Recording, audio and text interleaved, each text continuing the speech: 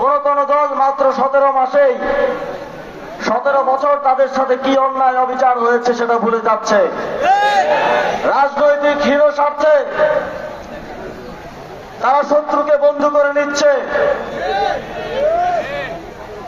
আমি বিএনপির চেয়ারপারসন তারেক রহমানকে উদ্দেশ্য করে বলতে চাই, আমরা আপনার বিভিন্ন জায়গায় সাক্ষাৎকারে দেখছি আপনারা আওয়ামী লীগকে, শেখ হাসিনাকে ফিরিয়ে আনার বিষয়ে পজিটিভ বক্তব্য দিচ্ছেন। আমরা জিয়াউর রহমানকে পছন্দ করি। জাতীয়তাবাদী নেতা হিসেবে বাংলাদেশকে তিনি প্রথমবারের মতো পৃথিবীর বুকে মাথা উঁচু করে দাঁড়াতে চেষ্টা করেছেন।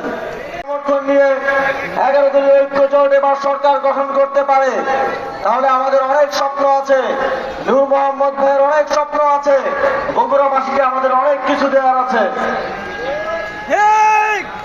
আমরা জানি আপনাদের কি কি সমস্যা আছে। আমরা সান্তাহার পৌরসভায় আপনাদের দীর্ঘদিনের দাবির প্রেক্ষিতে একটি আন্ডারপাস নির্মাণ করতে চাই। আমরা দুপচাচিয়া পৌরসভার যে যানজট সমস্যা তা নিরসনে একটি ফ্লাইওভার নির্মাণ করতে চাই। আমরা এই অঞ্চলের কর্মসংস্থান বৃদ্ধি এবং অর্থনৈতিক স্থিতিশীলতার জন্য কলকারখানা স্থাপনের মাধ্যমে শিল্পায়ন করতে চাই।